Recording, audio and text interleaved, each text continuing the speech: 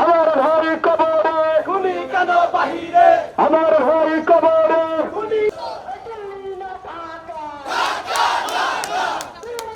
আমরা 5ই আগস্ট পরবর্তী সময়ে বহুবার